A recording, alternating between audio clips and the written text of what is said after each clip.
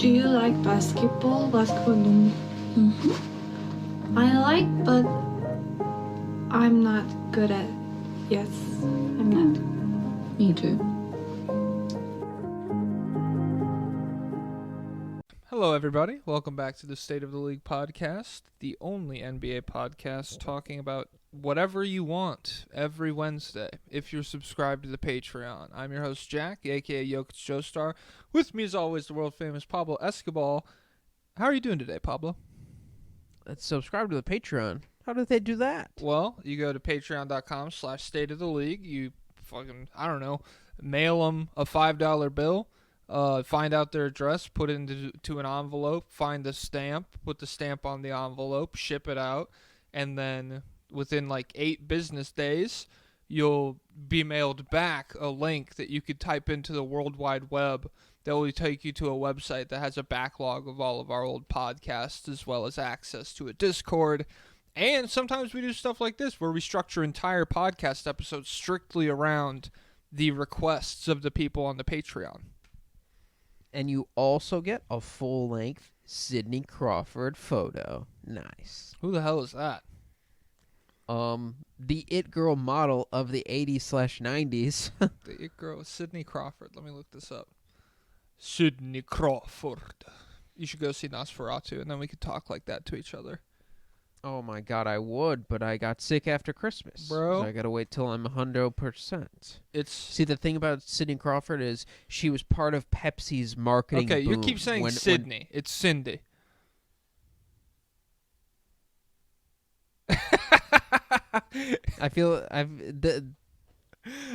I apologize, Cindy. That's okay. You should have deciphered that. Right. I mean, maybe Cindy. Maybe she's like, this guy doesn't even know how to my name.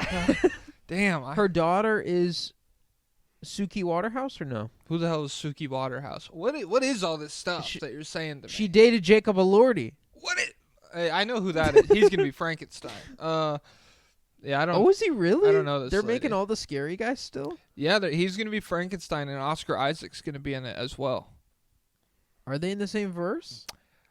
I don't think it's like a monster verse with like Nosferatu and everything. Although they are doing that was planned for who was it before? That was supposed to be a thing. They but it started stopped. with because was it Morbius or is it someone different? No, there it was someone with Johnny Depp, right? Okay, the one I'm thinking of is like all the classic Universal monsters. So like the Wolfman, they're coming out with a Wolfman movie. Have you seen like the trailer for that at all? Oh, who's in it? The girl from Ozark, like the blonde girl from Ozark. Yeah, that doesn't look that good to me. No, it looks stupid, but that's like one of the monsters. And then there was one they already put out years ago that had the girl from Mad Men. Is it Elizabeth Olsen? Is who? Peggy Was Elizabeth Olsen in Mad Men? No, her name in the show is Peggy Olsen. The actress is Elizabeth Moss. That's who I was thinking of. Elizabeth Moss, Scientologist. Damn, I didn't know that. She was in the Invisible Man movie in like 2019, I think, and that was like another one. So they're trying to do like a cinematic universe of like all of those old properties that they own. I remember hearing about that. They wanted to do like Jekyll and Hyde. Mm-hmm. And there was some movie that came out. I can't remember the one that I saw. Oh, well. Johnny Depp's The Lone Ranger, where he was he was Tonto, the Native American sidekick to the Lone Ranger. That was supposed to be a big deal, wasn't it? I don't know. That was him. I think that was coming off Charlie and the Chocolate Factory, and so he like at that point. That's like probably his stock peaks there because it's like Captain Jack Sparrow, banger performance. Charlie and the Chocolate Factory, I like it. A lot of people, there's some polarizing stuff about Gene Wilder or whatever, and Gene. Yeah, what about him? Oh no, I think that the Mummy with Tom Cruise was also supposed to be part of their monster. Oh, I'm hearing. Okay, The Mummy starring Tom Cruise. Is that what you're thinking of? The I don't think so. Well, it was the Dark Universe. So which Dark Universe movie actually came out? Did any of them? Oh, it was. I mean, okay. So ask me. I don't know. I've never even heard of the Dark Universe. well, this maybe I did just read about it and I never saw it. But yeah, it was supposed to be. Yeah, The Mummy was part of it. Okay. It was supposed to be just like the MCU, but for monsters. Oh, okay. Yeah. The Wolfman does But, look you pretty know, stupid, though. I just saw a LeBron stat that someone said. Mhm. You want to talk about a Charlie- monster? Jeez. They said LeBron played against somebody who was born before Charlie and the Chocolate Factory was written, and then he played against somebody who was born after the movie came out, which is Ron Holland. Damn. That's crazy. There's so many things you could do like the whole Kevin Garnett played against the 96 Bulls and the 2016 Warriors. I feel like LeBron's going to have he's going to have stuff that blows that out of the water. Yeah, who's yeah, someone's going to last a long time. Someone young right now. Maybe Ron Holland will just stick around for 20 years and it'll be like they were in the league at the same time. Whoa. Holy crap. Yeah. Okay, so today we just put out a post on Patreon. Well, it was a few days ago. We let the responses build up. Where we just said, hey, if you're subscribed to the Patreon, ask us a question in the comments below. We'll answer it on Wednesday's podcast episode. That's what we're doing today. So if you're here looking for what news would we even be breaking down about the NBA right now? De'Aaron Fox trade rumor? I have no idea. D'Angelo Russell trade. Oh, my God. I forgot about that. Damn. Already. We haven't even seen Dorian Finney-Smith play. It was good. It was solid. I liked it for the Lakers. I forget what the details are. It's Max Lewis and 3 second-rounders and D'Angelo Russell for Finney-Smith and Shake Milton. How does that make you feel? Yeah, that is really good for the Lakers because they don't want that guy at all. So it's and then Max Lewis, like if you go to EPM and you scroll all the way, like they have their player rankings on the left and on the right, it'll be like a graph with all the bubbles of every player. Max Lewis is all the way at the bottom, which doesn't. It's kind of funny, but he's not. I don't know. He might be an NBA player one day. Yeah. He's an interesting scorer at Pepperdine, the home of Zoe 101. But then this 3 second-round picks, I'll tell you what, Arturas Karnisovas wouldn't take it. So you get to, oh, damn, apparently. So, yeah, you get to keep your first-round pick is, like, the big thing. If you're LA. And then, so, oh, shit. They're about to go into overtime in the Texas ASU game. Fuck. The fuck? Do you want to, do you want to read it one first, or do you want me to? How do you want to get into this? Well, I got it pulled up. I don't know. All right. How do we even timestamp these? Because am I just going to write down Scottie Barnes' request? Yeah, write down the username. Okay. Yeah, that way if you paid and you left one, you can click right to it. Yeah, I wonder. I haven't gone through these. I wonder if we'll see Woken strategies in here. Hey, yeah. If you're in here, you will by extension be on the pod because you'll have left something that we'll be reading. Huh. He's on my Twitter too. That guy. I mean, this is the place where you could really move us. Is on the Patreon. Do some damage. All right. So Scottie Barnes is first. Okay. I'll read it out. Happy New Year's, Kings. No. Happy New Year's. Happy New Year's, my Kings. Thank you for filling my 2024 with joy 3 days a week. I'm wishing you two and all my fellow lobbyists, that's you, Abel Moshiri, an incredibly fruitful 2025. By the way, that was my personal shout-out. He didn't write that. Mm-hmm. Several weeks ago, I asked about a State of the League mug merch to no avail, and thus I ask again. Will we ever see State of the League merchandise for sale, in particular the elusive mug that Mr. Joestar posted on his Instagram story several weeks ago? Okay. I actually wouldn't mind. I drew up a little, like, a thing that I would, like, put on our merch if we were to make it. I was just bored on my iPad over the break. This one was, like, a design where it was, like, a puppet hand with, like, strings coming down, and it was manipulating, like, a basketball, and we were, like, the New World Order type thing.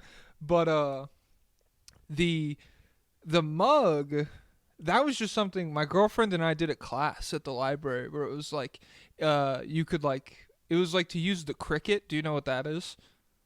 The Cricut? No. It's like a machine that, like, cuts out stickers and stuff very precisely. It's like a craft thing. But it also cuts out this stuff that you can, like, heat press onto like mugs or whatever, and it will, like, sink down into the surface of the ceramic, and so it, like, becomes one. It's a process called sublimation, and like the Earth. I don't know that. What? I think that's a thing. Okay. And tectonics, of course. I mean, yeah, I'm not locked into the tectonics right now, but so there's plates, but yeah, go on. Okay, that sounds all right. Plates. Well, I mean, are they round? I don't know. That'd be crazy. No, but so long story short, I could probably make something like the mugs. If that's something that people wanted, I would have to make each of those by hand. I don't know how to, like, mass produce or, like, outsource those. But if people really... Don't worry, we don't have mass. Yeah. If people wanted merch, like, that bad... I know my mom has asked for merch before, but beyond that, like, I never thought it'd be something... This is fake, and all you guys are only subscribing to make fun of us behind our backs and stuff like that. So, but hey, if people want merch, let me know. Maybe I'll put in some elbow grease on that front. Yeah, I don't know anything about that, but in terms of, like, merch in general, I don't want to be part of, like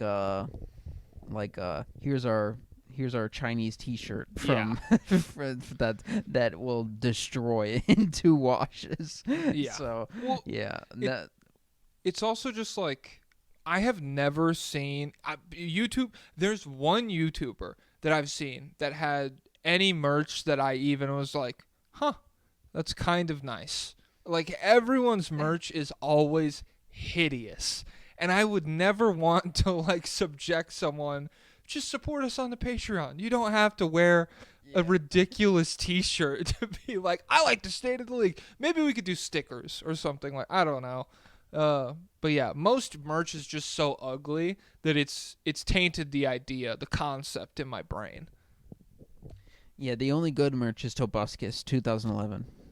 No, the good merch. The merch I like. Tobuscus. Nugget and a biscuit. I mean, hard to beat that. Don't look up what he's doing. Intro of redness and whiteness, and I forget it. I remember I watched his Assassin's Creed Unity voiceover trailer. That was, like, probably one of my most watched YouTube videos of 2012 or whenever it came out. I was more into the vlogging. He would do vlogs, and at the end he would always say, "Bless you if you sneeze during this video." And I was like, "Crap! I don't remember if I ever got it." Damn. Well, Scottie Barnes, there's your answer as far as merch goes. And there was a point where he was dating iJustine, and I was watching both of their vlogs. Wow. Talk about the MCU. I mean, jeez. What a fucking life. What a nightmare. Vlogging. I mean, like, oh God. Like and their peak millennial humor too. Yeah. Well, that's fine. I mean, everybody, our humor, we're going to be the cringiest people on the planet in 3 years. It is what it is. I mean, to, like, a 17-year-old, they're never going to want to listen to us. But I just mean, in terms of, like, the sheer pressure of having to do something every day, like, as far as vlogging goes, to be like this, like, I would never feel like going to the grocery store is, like, enough. And imagine recording yourself being like, "What's up, guys?" in the grocery store. Holy fuck. I'd rather go to prison. Yeah, I couldn't do it. Like, that's why that guy, you remember that Drew guy who blew up on Twitter for like vlogging his trips to Target and making them like Oh, yeah. yeah, he would like set up the tripod like in the checkout line, and he would like the people behind him in line, he would have them start checking out so that it would seem like he's like left the store already, and then he would come back in. And yeah, it's something I could never do. It's too much. And I'll tell you what, he's probably still bothering people less than Tobuscus did. Walking around going, "Hello!" Blah, blah, blah. Blah, blah, blah. What a fucking guy. Just 25 and off coke, doing funny voices for 10-year-olds. Oh man, ripping fucking 6 lines and then recording a Minecraft cartoon parody video about. Oh god. Oh my god! Imagine what he did right before he sat down and recorded "Do You Like My Sword?" That's got to be a nightmare. Who's next? Ryan LINGERTAT. Are ours in the same order? Timestamp that. Yeah. Okay. I think they're chronological. All right. LINGERTAT at 16 minutes. Let's do it. What's your pick, parentheses Pablo, for the next Bears head coach? Bears fan, and I want Ben Johnson, but would also understand Vrabel or Liam Cohen. So definitely all in 100% on the Ben Johnson boat. What has he Vrabel done? wouldn't be the worst thing in the world. So Ben Johnson's actually the offensive coordinator for the Detroit Lions, and he resuscitated Jared Goff's career. Yeah, Jared Goff was pretty much dead, and then it's been resuscitated. And now the Lions are one of the best offensive teams in the NBA, but the Bears, in the NFL. The Bears win with defense. You need a defense guy. If we hire a defensive coach, I'm Brian Kilmeade. Who is Liam Cohen? Let me Google who this is. I don't even know who this guy is. No matter what, it has to be an offensive coach. Okay, this is the offensive coordinator of the Buccaneers. So I don't know much about him, but he's 39 years old. So 39 years old, an offensive guy. That's a swing I'm willing to take. In football, there's a dynamic where that doesn't exist in the NBA and there are specialized coaches in the NBA, but I think it's just easier to go back and forth between them. The only guy this was ever brought up with was Mike D'Antoni, where people were like, "Get him a defensive coordinator. He doesn't know how to coach any damn defense." But yeah, you either pick an offensive coordinator or a defensive coordinator to be the head guy. Mm-hmm. But if you pick the most important position in the sport is the quarterback. Yeah. If you pick a defensive guy and then they hire an offensive coordinator who pops off and has your quarterback have an amazing year, immediately he's snatched up by someone else, then your quarterback has to learn a whole new system. Whole new. It's basically they just learn all the same plays. They just have to learn a whole different vocabulary language every summer. Be like, so you know that as Splatoon right quadrant 4, that's actually here. That's Strawberry Ruckus Monster. So you got to work on that. What? That's terrible. But so, yeah, the Bears have not figured it out that defensive. You can always find a good defensive coordinator. Mm-hmm. Offensive coaches who are dynamic and can coach up QBs are far more valuable. Okay, well, I hope Ben Johnson.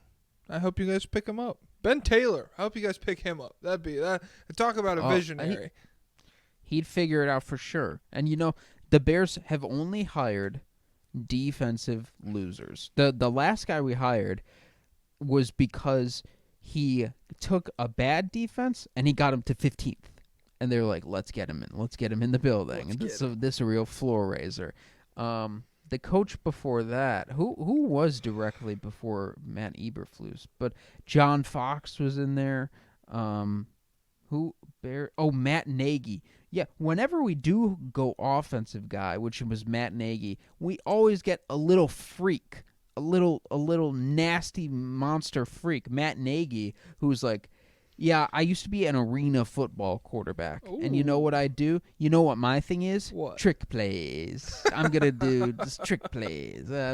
We're our offensive system a fox because we're mischievous, and so we actually go side to side on offense. We don't go north south. That's our big. That's It's subversive. misdirection. I like it. It's sleight of hand.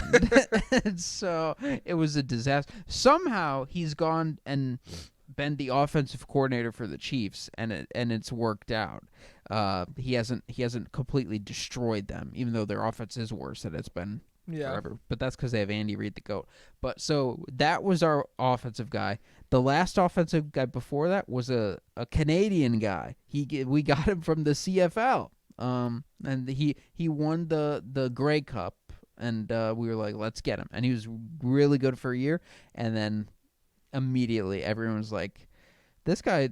Everyone in the locker room was like, we don't listen to this guy. This guy's a loser, and he sucks, and we hate him. I don't care about football. Right? It's not football. It's a lifestyle. Hey, well, I don't care about lifestyle. Do you remember there was like the comedian whose entire thing is like Filipino families are crazy. Joe Coy. Joe Coy. He had a bit about the song "Lifestyle" by Young Thug. Pretty much, I mean, the overarching idea of the bit was that like rap these days is bad. Not like when I was 23. That rap was good. Biggie, classics. Young Thug, what is this guy even saying? So yeah, shout out to Joe Coy. Shout out to that movie that he made that was a box office smash. Easter Sunday, one of the most memorable movies of the 2020s, no question. Do you have any final? I mean, Ryan Lingertat, you got your 5 minutes on stage. Do you have any final thoughts about the Bears head coach position? Nope. Timestamp. Got 8 on my feast. A little Scottish for you. Oh, geez, Mr. Warlord here has another question for Pablo. I'm on the spotlight today. Cunt Warlord. What are my thoughts on the latest draft, or what are my latest draft thoughts and musings? Any takes on Flag, Harper, Bailey, Jakuchonis, Demon, etc., and your guys' are favorite prospects? It could be totally surface level and shallow. Would just like to know what your current takes are. So yes, it will be, because I have not put in the film yet. Because you know what they did? The website I used to clip, they made YouTube clipping disabled. The YouTube doesn't work with the site anymore, which is a big problem. So what I have to do is I have to download a thing that lets me download YouTube videos, and then I have to download them there, which will and I'm downloading full hour games, and so it takes a little bit, and then I have to put that into my website, and then I have to watch through and clip it up. So it's been made infinitely harder. Why can't you just screen record the stuff?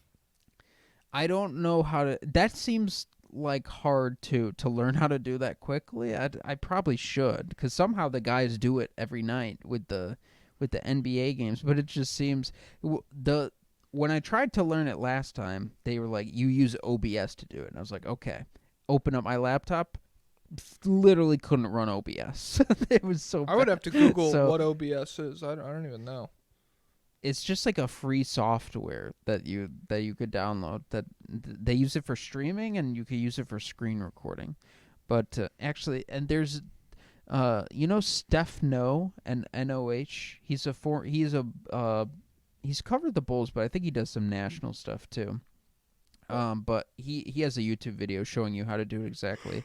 He has some good like TikTok and YouTube stuff, but like X's and O's schematic stuff. But yeah, I got to figure that out. But so far, I watched The Demon at the very beginning. I haven't kept up to see how his stats have been since he stopped playing Central Arkansas High School or whatever. Mm-hmm. Let's check live. What is Igor Demon doing? Because I haven't seen much on Twitter. I bet that field goal percentage is down to 41%. Let's see. We're we're at 47%. Oh, that's good. What are we? Just kidding. What are we true shooting wise? We're still at 58. We're down to 34% from 3, but we're at 4.9 attempts per game. And you know what? I'm coming around to Ben Pfeiffer's philosophy, where he doesn't care. He's a radical extremist. He doesn't care about 3-point percentage at all. He only cares about attempts. Whoa. For prospects. Well, And I mean, I'll a tell couple of woke new age basketball minds, you know. a couple of gay Jews. No. Whoa! No! Don't put that on me, Ricky Bobby. No! Okay, yeah, you say whatever you want on that front, but I got nothing to do with that. And also, I mean, for the record, I'm Jewish, but I'm not. I'm not gay, so I apologize to all the gay I'm people Jewish, for but I'm joking not. about Just that. kidding. Ha ha! I would never be. God, you slipping. Okay. He's not really getting to the rim. And he's shooting 68% from the free throw line. Yikes. Let's see. Has he had any big games since? Ooh, he's struggled against ASU. Struggled against Providence. Struggled against NC State. He went 0 for 10 against Providence. So the Demon's in trouble. It's Demon time. Mm-hmm. But I watched the first game that Dylan Harper played, and I was like, immediately, this guy is absolutely nuts. And I haven't locked into a full game yet, but every night on Twitter, it's like, Dylan Harper just dropped 30. Dylan Harper just shot 1,000,000% at the rim. He's and there's this guy. Do you know who Frankie Vision is? No. He's a YouTube highlights poster guy. By the way, what happened to YouTube highlights? Has it been like this for a few years now? Has the NBA just completely wiped out all like the free Dawkins and stuff like that, or are they still around? I don't know. I wonder if Twitter is also like a big part of it, where I feel like if you're looking for highlight videos, Twitter like kind of spoon feeds them to you, especially if like if I wanted to see highlights of like, I don't know, Shai Gilgeous-Alexander last night, I wouldn't go to Twitter, but I'm sure that like plenty of people have the algorithm tweaked to their favorite team so that they got the Shai Gilgeous-Alexander 40 points versus the Wolves highlights like the second that it happened on there. So I don't know. And the NBA has also, like, it's impossible to post anything about them on YouTube with their film without it getting copyright striked, I feel like. What a disaster. They need to realize they had the Andrew Tate complex going on. It's good if everyone's posting your stuff all the time. Do they need that YouTube revenue? Do they need to take down every Shai highlight video and be like, no, we're the only ones that have That's mine. 5-point Put game. it down. That's my content. You're ripping me off. But yeah. Yeah. Oh, so Frankie Vision. Mm-hmm. He's a guy who would do like college highlights. Be like, is this guy up now? He'd do like Cam Reddish highlights, stuff like Nice. that. And like his big thing was years ago. He was friends with Romeo Langford, and so he was big into pushing Romeo Langford as the number one pick. Hell yeah. But what he's doing on Twitter now, I see is I'm pretty sure it's just pure engagement farming. But like he'll post whenever he posts Cooper Flag highlights, he's like, I don't know about this guy. He'll say like, could he be top 10? Are we thinking top 15? And then for Dylan Harper, he's like, easy number 1. Easy number Ace 1, Bailey, no brainer. Easy top 5. Easy, better than Flag ? And stuff like that. Yeah. I feel like that's the thing I've seen a lot with Flag online. It's just like, there is like a whole complex of people being like, I don't know what you see with this guy. Like, he's not special to me. Like, and maybe that happens every year with every like touted pick, but I don't know. From what I've seen, he looks cool. I mean, it's rare. It happened with Zion. Yeah. I mean, yeah. I guess. They were like, this not gonna work. RJ's literally better. He's just more athletic than everybody. This is not gonna work. Come on. What's gonna happen when he gets in front of Marc Gasol? Guy who's been physically ready for the NBA for like 3 years. This is not gonna translate, you guys. Once he gets there, I mean, he's gonna get knocked on his ass. Guy who was 280 at 15. So he's not built. He's just running over guys smaller than him. Yeah. Once he gets to the NBA, there will be tons of guys big enough for that. I mean, have you ever tuned into an NBA game? Everybody is 300 pounds. Okay. Yup. Yeah. I just watched Jonas Valanciunas close out to Jokic the other night. It was awesome. he did it so well on the 3-point line. Oh man. So yeah, at this point, here's what I know. Here's my because also I've been on Blue Sky more than X. Nice. So I'm missing out on my draft freaks. I deleted it off my phone because I ran out of storage space and I had to update the United Airlines app to check into my flight. So I told myself I was going to download it back onto my phone, but we're here. I've landed for 3 days, and it's not on my phone again yet. So Elon simp, everybody. Oh, dude, did you see the video? Okay, sorry, you could talk, but there was a Cybertruck blew up outside of a hotel in Las Vegas. I just... When I woke up, I saw that was set in my group chat. Okay, that was in Las Vegas. I thought, for some reason in my mind, that was in Chicago. No, I think... I didn't watch it yet, though. Dude, a lot of times when news stories are like, car explodes by the highway, and it just kind of like catches on fire. No, that's what I would assume the video is. It's just like the roof is on fire. No. Well, the angle I saw, at least, because I saw a different one where it just looks like it's like burning outside the hotel, and clearly someone heard the explosion and like started recording. The security camera footage, it's straight up like actually blows up. And so I don't know if something was like wrong with it or it was external forces that caused that to happen. If this person was like messed up with the wrong people, I don't know. We design the vehicle to explode when faced with extreme deformities, and this is in a way designed to make parked in front of a hotel lobby for 15 minutes, the vehicle will you don't want to be there anymore, so it will explode. This is a way to disincentivize gambling and more immoral behaviors. So if you are parked in front of a casino for more than 15 minutes, we will detonate the vehicle, and just this is a moral failing of the vehicle owner. And you know what? Fuck it. If you close the door wrong, the car doesn't work anymore. It's bricked. Hey, if you get your finger in.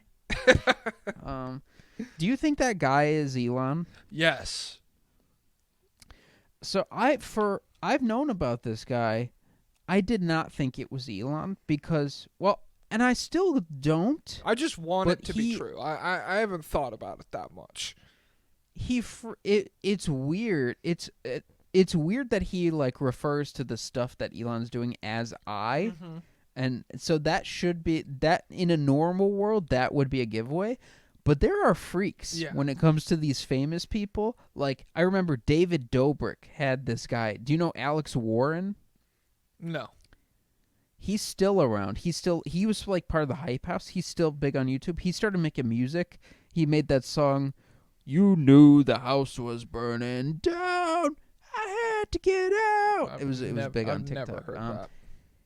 This guy blew up by being bootleg David Dobrik. He would literally make the same exact style videos. He would dress the same. He sounded just like him, and he had like he copied all his mannerisms. It was crazy bizarre.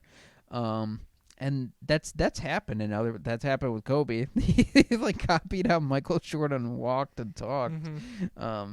So there are some real freaks out there, but was Kobe pigeon-toed? That's the question. He's got to be pigeon-toed and bow-legged. The video you sent me where the guy's like, I've been walking pigeon-toed for 3 weeks. My knees don't fucking work anymore. Is this a sign I should keep going? Oh, my God. That killed me this morning. I saw another video that guy made. I don't know if that guy's serious or not. I love that guy. He's like Project LeBron. You need to recreate the childhood that these kids had in the 80s. So do not let your kid have a cell phone. And people will be in my comments saying, Jared McCain had a cell phone. I'm not creating another Jared McCain. I'm creating LeBron. Yeah. It's so that guy's good. so funny. But yeah, so here's what I know right now. Cooper Flag, fantastic defensively, fantastic in a whole bunch of areas. Scoring is an enigma right now. He looks like scoring might be up and down or something. Dylan Harper, elite slashing, rim finishing prospect, monster. And then the rest, I think Ace Bailey has fallen off. I think there's no more Ace Bailey number 1 pick momentum. And then, the rest. My cousin was just telling me that Jacques Jonas was doing really good. Oh, and I've seen a lot of hype for his passing as well.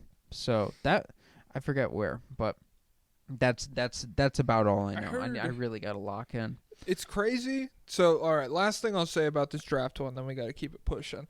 I heard a Bill Simmons clip from when they were breaking down the Greg Oden, Kevin Durant, what is that, the 2009 draft?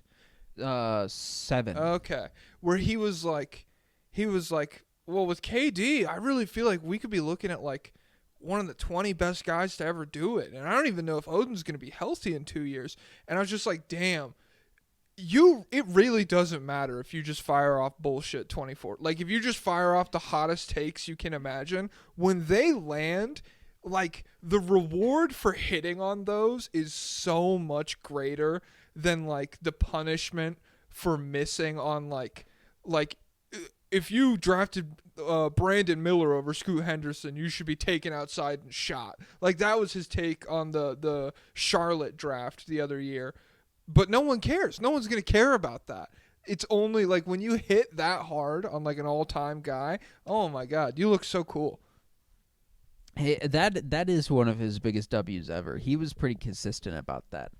And I think he does get heat for the Scoot thing still, but yeah, less. It's interesting because there is a guy who was taken down for having too hot of a take. And I think we might have talked about him on here before. Rashad Phillips, he was the guy who in 2018 was like water all over myself. God fucking damn it! I'm gonna do the rest of this podcast wet. Hey, me after talking about Cindy Crawford. Talk about Rashad, you sick fuck. In 2018, he was the big anti-Luka guy. Oh yeah, he was like, we have, yeah. Yup, he shouldn't come over. And he went on Chris Broussard's show. He's like, he's fine. He's no Alonzo Trier. He shouldn't come over. And so that guy has lost a lot of motion. I think he's kind of retreated away from the draft stuff. Mm-hmm. And like he's in every single YouTube compilation. People who didn't believe in Luka Doncic, yeah. and like if he posts anything today, that's what it'll be. And like Kevin O'Connor will still get a ton of heat for Killian Hayes number 1, but yeah, I think it comes down to the person. But Bill just throws so much stuff out there all the time. Yeah, and he built up goodwill beforehand. So he's a whole different different animal. Yeah, he gets to do whatever he wants. All right, Kyle DOLWICK needs some Nickeil Alexander-Walker propaganda. One of the best contracts in the league, and such a fun player to watch. Motor is always 100%. What do you think about? Nah. What a guy. He's been one of the most consistent guys on the roster this whole season, right? Oh, yeah. Let me check I feel like, from 3. let me see. I pulled up his contract and his averages while you were yapping about the draft. So, all right. He's making, oh, damn, he's an unrestricted free agent next year. I don't know if the Wolves will be able to keep him. So he's $4 million this year, and his averages on the season are 9 points, 3 rebounds, 2.5 assists, 44% from 3 on 4 attempts a game. I feel like he's been incredible. Like, genuinely one of their, if not their most consistent player. And one of the last, like, their defense has been up and down the whole time, but, like, one of the last, like, Wolves energy guys where when he checks in, you do kind of get a shot in the arm of, like, what their defense was like last year, where they were just harassing everybody all the time. They don't have that sauce to the same degree as a unit, but him individually, very good, very fun, and also timely shot maker too. I feel like every time the Wolves like need a momentum shot, he's usually putting it down. It's crazy that he's a Pelicans refugee. Yeah, how many? We could build an all-time great defense out of Pelicans guys who started on the Pelicans. Yeah. I mean, imagine like going into next season with him and Herb and Yves and Trey Murphy. That'd be kind of cool. I mean, they wouldn't. And Lonzo. And Lonzo, baby, and Josh Hart. Oh my God, they've had so much. Yeah, the Pelicans fan base is pretty much done with Zion, and I understand why. But it's crazy, like. They have put talent around him, but like nobody stays healthy. Yeah. And nobody plays well at the same time. Yeah, it's tough. But I mean, I don't know. I genuinely have no idea how to begin to approach it. Trey Murphy's looked good lately. Friend of the program coming on next week. He's been great. But beyond that, I don't know. Yeah, Nickeil Alexander-Walker, good basketball player. So good, in fact, that if he gets a big pay raise, which I assume he would this offseason, I don't know if the Wolves will be able to pay him. Depending, they might just... Do you let Randall walk this offseason? Is that the move or what? Oh, is he available to walk this season? Because the move was always to clear space. Yeah. Oh wait, does he have an option? Let me pull it up. I think he might have a player option. But I think they do want him off the books as soon as possible. Okay. Yep, player option for $31 million next year. Probably picking that up. Or, I mean... Well, what if the Pelicans want it back? Hey, fucking... Julius Randle, Zion, paint presence, that'd be scary. Now that'll hurt you. Yeah. Walking into that gym, you're afraid. I'd like to see Wemby play in that paint. We know he's not taking middies there. Yeah, Chet, bring a spare rib, bring a spare lung on the sideline. You're gonna need it. All right, Abby B says, talk about Jordan Walsh. Talk about BB Jordan Walsh. He had 10 points when they beat the shit out of the Raptors the other night. I saw a tweet that was like, every time you see Jordan Walsh hype on the timeline, just know the Celtics are up 40 points. And that's true. Oh, my God. Yeah. Ooh, he also had 9 versus Indiana. Okay, I haven't seen these. I'm going to need to lock in. He played 20 minutes against Indiana and then 19 the next day against Indiana also. So the first night he scored 9 points on 2. Whoa, he made 2 3-pointers and 3 free throws. Holy shit, that's crazy for him. But the next night he scored 0. So what Indiana did was they actually adjusted to him. They actually Maharaga'd him and they shut him down. Nice. I was pitching a nickname for Bilal Coulibaly, Bilaharaga. Because he got 55 from Jalen Brunson, and then he clamped him up the next time they played. So the Washington Wizards 10 shadows. Kuzma. What a sick ass fucking power, dude. Dude, imagine the full domain expansion of that. I do. You have to imagine because you won't be able to see it. Yeah, because it's over and making me. I mean, he's one of the most gifted sorcerers of his era. Bro, do some shit then. How about you use this fucking legendary power that everybody in the verse is like, oh, yo, he has a 10 shadows? Whoa. And then he's like... He was ready to spam it before he ever used it at crazy times. Well, I just mean, like, the other stuff, not Maharaga. Like, I guess early in the series, he had a big-ass snake that Sukuna fucking killed, like, the first time they ever fought, I guess. That's just tough. That, like, once something dies, you lose it forever. That's sad. It's weird, but it, like, merges with the other ones? Yeah, the other ones get more powerful, I guess. Yeah, that's weird. I remember people were like, in his domain expansion, he'll have 3 Maharagas or something. And it was like, whoa, what's going on? But then we never got it.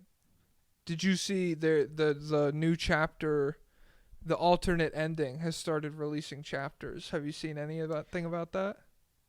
Yeah, but I haven't engaged because my king won't be involved. So I saw Utah has a grandchild. No, not that. Like the project that was like, if you didn't like the ending of JJK, we're going to be redoing it from chapter 236 as like an indie. It's the dumbest fucking thing. I will not be tuning in. I haven't read any of it. I've just seen screenshots, and like the first screenshot is like Sukuna was very tired, had drained all his cursed energy because his opponent was very strong, and so I don't know. Well, it could be it's translation, you know. I guess. Translate these nuts, Mr. Whoever's writing that annoying ass. What is Naz Reid's name? Says. So wait, conclusion, Jordan Walsh. Oh, my big fault. Time defensive potential. Haven't seen a lot yet. What is Naz Reid's name? Says. Which NBA player would you want to kiss on New Year's? Parentheses, legacy implications. Kiss Zion Williamson, Harry Met Sally style, so that he falls in love. No longer addicted to porn. Now one of the best players in the league. Now serious work ethic. I don't know. I'd kiss the girl that was signed to an NBA contract in the 70s. Oh, okay. So you're gay and I'm not. All right, well. We already went over what you are and I'm not earlier this episode. So I apologize to the LGBT community. Whatever. Who would I kiss? Which player would I kiss for legacy implications? Who would have the most to gain? What would a Bryce kiss do for his legacy? Not a whole lot. Hey, what if kiss Will Hardy, get him fired? Because the Mormons are like, can't have that, get out of here. Oh, what if he turns back into a frog? Oh, that would be a good strat. Okay, that's not bad. Yeah. Yeah, that's probably the best one. It would probably, you know what? It probably just is LeBron, because then it'd be definitive proof of cheating. Yeah, if people been counting on that for the whole time. Smear on the legacy, finally. So yeah, LeBron. I'm still going Zion. Harry Met Sally style. David McDaniels says, hi, first-time lobbyist here. Great to have you, David. Nice try, Jaden. Great to have you, Jaden. Good game the other night. I'm excited to see you in the playoffs. I've picked up a bunch, or I've played pickup a bunch with Jack. Oh, shit. Yo, this is a person from this guy? Real life? Oh, no, I think I do know David. Yeah, sorry. I tore my ACL, so that's why I haven't been playing pickup lately, David. Weigh in at a later date on his hoop game. My take is that Donovan Mitchell is the 5th best player in the NBA behind Giannis, Jokic, Luka, and Joel. Mitchell did what Shea is doing while in Utah and never got the same credit. Now he's doing it again on the best team in the NBA. It's tough because Donovan Mitchell has never been as good as Shea is defensively right now. That's not even an argument. So I feel like the question is how much better or how much of Shea's current offensive production has Donovan Mitchell ever put up like at his peak? Which is, I would say most. Like peak Donovan Mitchell is crazy. And Donovan Mitchell right now, he doesn't have to do what Shea is doing because Cleveland is such a balanced offensive attack. Like OKC's offense without Shea, especially with how J-Dub has played lately, it's really not that good. And so they're kind of like begging for Shea 40 pieces, whereas Donovan Mitchell plays within the flow of the game. He's not a selfish guy. I think in terms of just volume, the numbers are pretty similar, but I think Shea has been more efficient, like a decent, a bit more efficient. The thing is, though, he is right. What Mitchell did in Utah, and I guess in Utah, those teams were some of the best offenses in the league. Like they were routinely really high, and he was the primary engine of that. He was like creating kind of most. Well, they had a lot of good coaching stuff going on, but still, he was his driving threat and then also his pull-up shooting threat, and he developed into a really crazy passer there too. Yeah. And there was a while where like him and Gobert were like the talk of the town, the two-man game, right? Before Jokic and Murray, it was like, check out these Mitchell and Gobert points per possession stats, and stuff like that. So what he did do in Utah was pretty underrated, and then they've been fantastic in Cleveland too. The only thing I would say is I think I still feel that Shea is clearly better because of the efficiency and because I think he's been able to maintain it. Oh, voice crack. So David wins. He's been able to. You're nullified because your voice sounded stupid. He's been able to maintain it in the playoffs more than Donovan. Because I'll tell you what, I was involved in some Donovan fan wars with. Who was it even? You know, I was a Donovan Mitchell over Devin Booker guy, and I was like, everyone will see in the playoffs, and then it didn't happen. Yeah. So, I will say, like, it just also makes a little more sense that Shea's is more sustainable in the playoffs, where it's like he's bigger. He's bigger, and he just spends all year being like, guard me like it's the playoffs. I don't care. I'm scoring from 7 feet away. That's what we're going to do. And it's a shot diet that, ill-advised for most players, but he's incredible, and so it doesn't matter. And that's what it's because he's got the 7-foot wingspan, and when he gets down there, he gets to go, get away. Donovan Mitchell can't do that. No, Donovan Mitchell, put on the Black Panther mask and dunk? That's cool, but I don't know. He'll run by you, yeah, and he'll do. Oh, did you see? Yeah, he is a victim of small market and just Jazz and then post LeBron Cavs, where he did the same 360 layup Ja did, but it just got way less attention. Yeah, I mean, so like if someone wanted to argue him here, I would just fifth. I would disagree. And I think the case, you would really have to slant your what you value to towards Donovan Mitchell's strengths to put him that high up in the league. But just the statement, he's underrated. He's been underrated for a long time, and the things that he's accomplished throughout his time in the league have been really impressive when you take a look at him. Yeah, he's great. He's great. So I'm cool. Donovan Mitchell is based in my book. Shout out to Spida, and shout out to the Cavs. It is kind of crazy that they're this good to start the year, and it's just we're all like, yeah, cool. Anyways, Keegan Murray enjoyer. How the hell are you still doing that, dude? He's terrible. No, shout out to... Oh, fuck. I didn't timestamp David. Golly. Crap. All right. 53. Murray enjoyer. All right.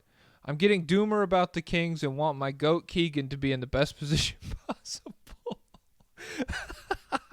Assuming he's going to be able to get his three-point shot back around to league average, what do you think the best situation would be for Mr. Murray should he be traded? Happy New Year, Mr. Fellas. I'm going to try not to be mean. That was mean. I'm sorry, Keegan Murray enjoyer. Okay, so the best situation for Keegan Murray, what teams could really... How would you feel about him on the Cavs now that I think about it? That'd be cool. Yeah. If he could make the threes again. I mean, it really does all just hinge on him. Genuinely, I looked it up earlier. So rookie season, 41% on 6 catch-and-shoot threes a game. This season, he's taking 5 catch-and-shoot threes a game. What do you think he's shooting on them? 31%. 29%. Yeah. And so that's dead last among guys taking at least 5 a game, I by shouldn't the way. have yelled that loud. I wonder if my neighbors are... Whatever. Shut up, guys. I'm recording my podcast. So yeah, I mean, if he could be a good 3-point shooter, incredibly valuable archetype. Then he goes anywhere he wants. Yeah. With still, I mean, how old is he? 24. He might be deceptively old guy, right? How many years ago was he drafted? When was Jaden Ivey? 2022 draft. He's been in the league for 3 years. 22, yeah. Let me see. Yeah, and he was an older guy. Keegan Murray he will turn 25 next August. So 24. Whoa. But at the same time, I don't know.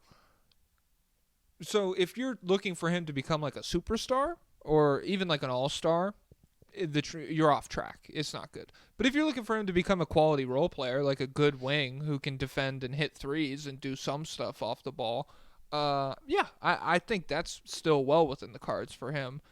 It's just nobody wants him if he's going to be that bad at shooting threes. It's impossible to even project a place for him to land until he gets okay at it again. And I don't know if he's been as good defensively either, because there were last year there were metrics where it was Keegan Murray is the best on-ball defender in the NBA. He holds his opponent to 0.0004% on isolation possessions, stuff like that. And so I don't think he's that this year. And it's interesting because it's a guy who we've seen be an elite 3-point shooter and we've seen be an elite defender.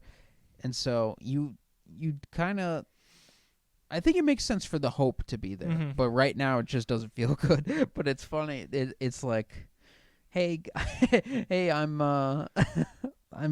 in Afghanistan and the U.S. Army just pulled out. Am I okay, or is this a good situation for me, or should I go somewhere else? It's I probably get out of before things go crazy. You have to be in the macro, it's good.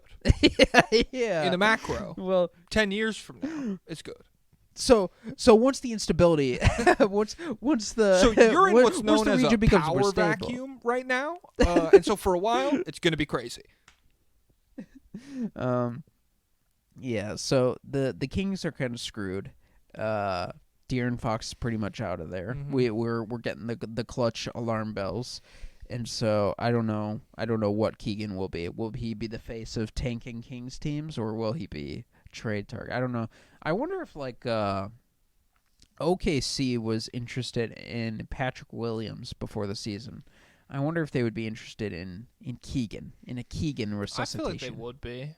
But you're not, if you sell now, you're losing value. It's almost there's no way you win that trade just because the value is down so bad. So I think right now you just kind of have to thug it out. And if he's on a bad Kings team, maybe just forced on ball reps, you get a little great value Jaren Jackson Jr. on ball excellence thing where that's what he was in college. He was he took over for Luka Garza, so he was doing all the Luka Garza post-up stuff. And that's why I was a Keegan hater. I was oh yeah, Keegan Murray post-ups, I'm totally sure that'll work in the NBA. And then he's psych, I'm a 3-point sniper.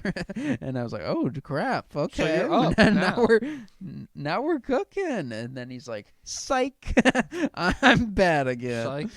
They're calling it the 3-year Ryan Dunn experience, where Ryan Dunn's first 3 weeks this season, that was Keegan Murray's entire rookie year.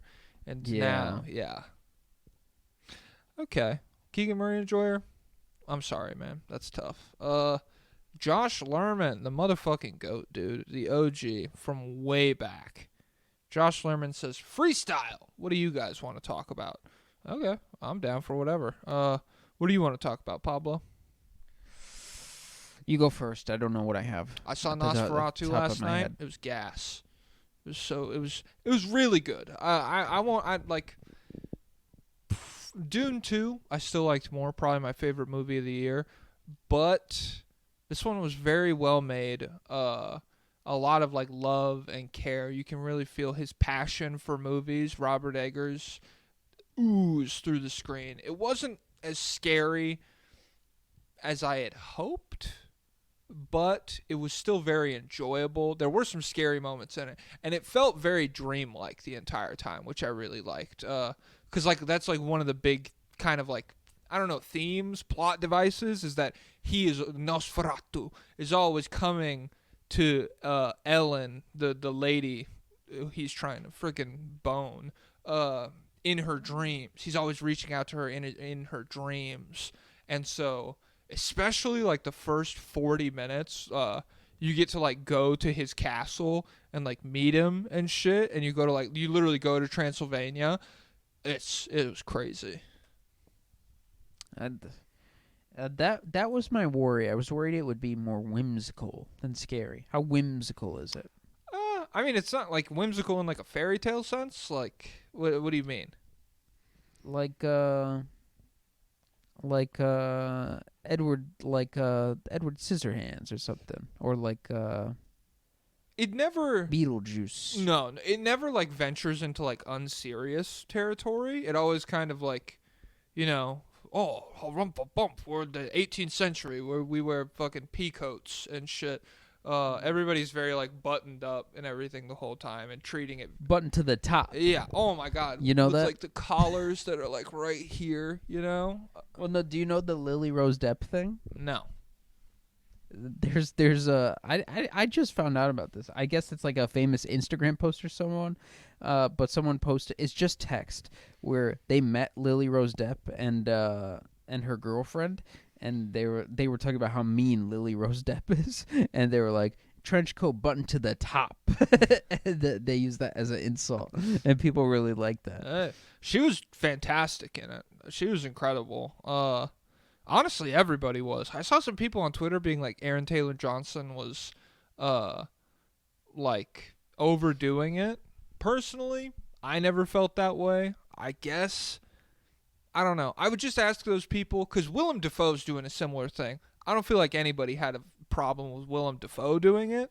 And so I feel like a lot of people were just like, Aaron Taylor Johnson's overdoing it because they weren't expecting it from him. But for me, it was really good. Enjoyable time. I've never seen The Lighthouse. I want to watch it, but I would say I liked The Witch more than this. That was the other Robert Eggers movie I've seen. I liked The Witch more, but I still had a really good time with Nosferatu. Okay, my freestyle topic is in Chicago. There is a we have our own New Year's coverage. Like there's New York, Chicago, and LA or whatever, right?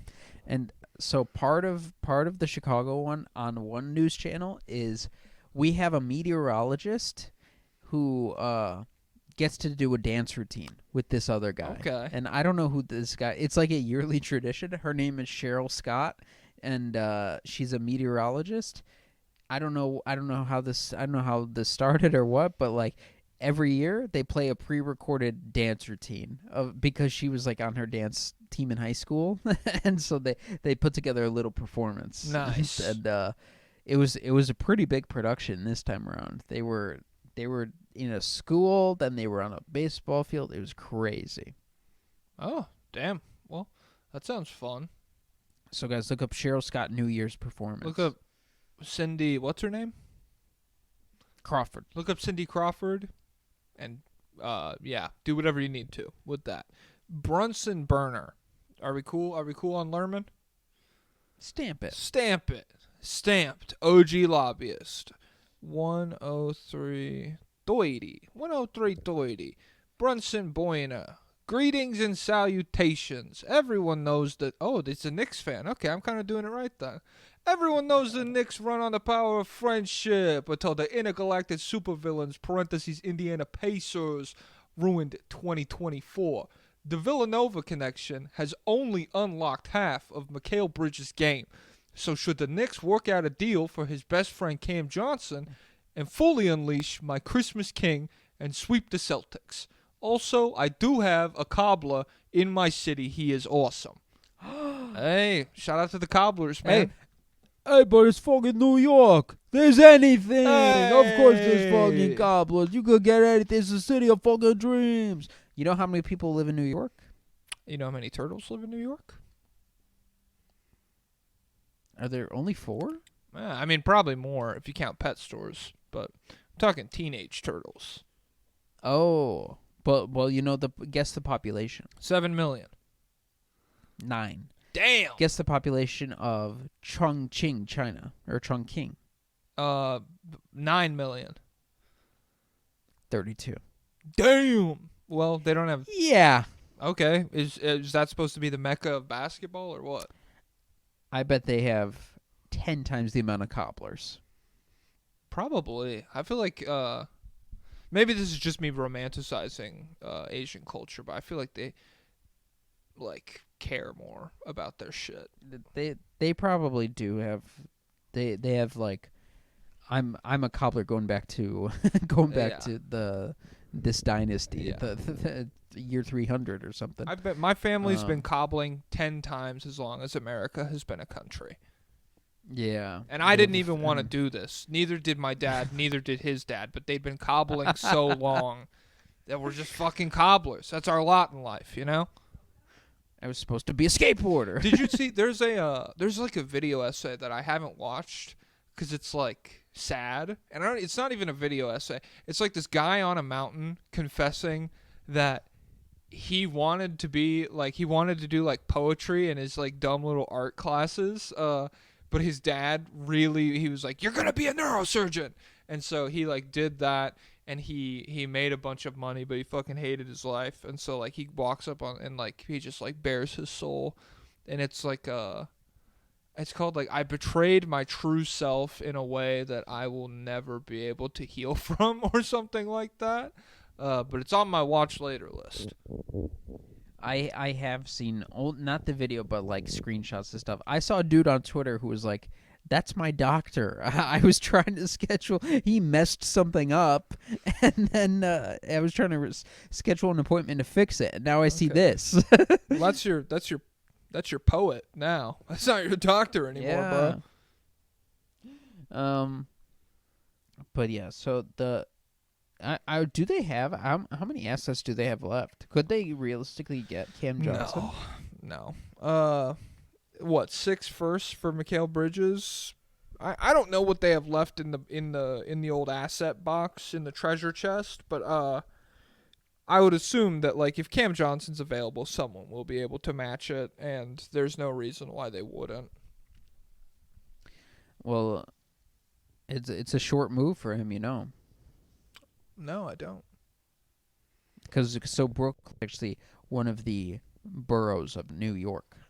Whoa. So you would only have to go from Brooklyn to Manhattan. This guy knows the city. This guy knows the city, man. Yeah. I just get fucking New York in a way that fucking people outside New York don't fucking get. If you ain't from here, forget about it. You flew here, we fucking grew here. Hey.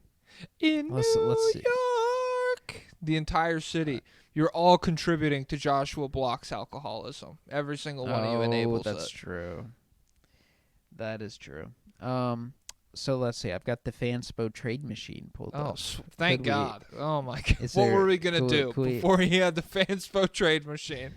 All Can we right. make anything happen? All right, Mitchell Robinson. Would you be interested? No. If you're the Nets? No. Oh. Okay, that kind of makes things a little tough. Yeah. Oh, boy, Mitchell Robinson. So, without Mitchell Robinson, this is impossible. unless you want to give up Josh Hart, which then would ruin the power of friendship. So you can't do that. It's pretty much net neutral at best there. You know who's a great salary match for Cam Johnson is Nickeil Bridges, but that you're 1 for 1. then you got to get him back. Well, he's gotta worth like 6 first-rounders, so maybe you could recoup some of those. Cam Johnson and 3 firsts. Yeah. So I fear this is impossible. Fuck it, we ball.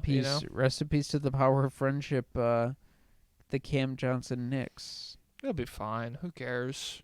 Not Joey Buckets. What are we at? 109? All right. Not Joey Buckets says, what are the limits I must go to? Okay, he wrote this fucked up. What are the limits I must go to? You escape the purgatory of being known as, parentheses, the other Brooklyn Nets fan. Must I steal fire from the gods and walk it to the earth myself? Must I return from Colchis bearing the golden fleece? Must I tame the great wild stallions and have them run in unknown directions whilst attached to the caveman? Would be kind of based. Must I be the most prolific shooter in Brooklyn Nets history? When am I allowed autonomy? When am I allowed to not be ... Joey Buckets? That's a banger. Also, this Cam Thomas kid is looking pretty good, right, guys? So who's the first Brooklyn Nets fan in here that we're always like, this is the other one? Brett Phobic. Oh, damn. Brett Phobic's an OG, dude. See, the thing is, I don't think of you as the other Brooklyn Nets fan, not Joey Buckets. You're just not Joey Buckets in my brain. And so, I don't know. I'll give you... But because we always say, we have two Nets fans in here. Who's the other guy? I don't know. Well, it's because Brett Phobic is like... He's probably like top first 10 people in here. Like, I swear that motherfucker's been around forever. We can see that. Oh, yeah. I watched your video. Yeah, I did apologies. You mispronounced my grandma's name like crazy, but I won't tell you who it was. Oh, crap. Okay. What? Let's see. Who's an active member? Yeah, we could see it. Everyone is canceled. Those traitors. They're expats. That's who they are. So our first ever patron was Carson Edwards Truther. One of the goats. Let's see. What page do I have to go to get to not Joey Buckets, huh? Well, let's see. How OG are you? How OG are you? Were you here? He was here for the Ballmobile. I believe that. I remember him from around then. Probably. While you're doing that, well, I'll look up the Cam Thomas. This is bad audio. But yeah, I found out the guy. I found out the guy who I suspected was my friend is paying for the Patreon in euros. Oh, so hey, your friend could have like an offshore bank. He could have like a crypto wallet. He's doing funky stuff with. Is that possible? Is that something your friend would do? No, it's not. No, he wouldn't. Okay. But yeah, so not Joey Buckets. You just gotta remind us. You gotta Pavlov us into thinking you're the big Nets fan too.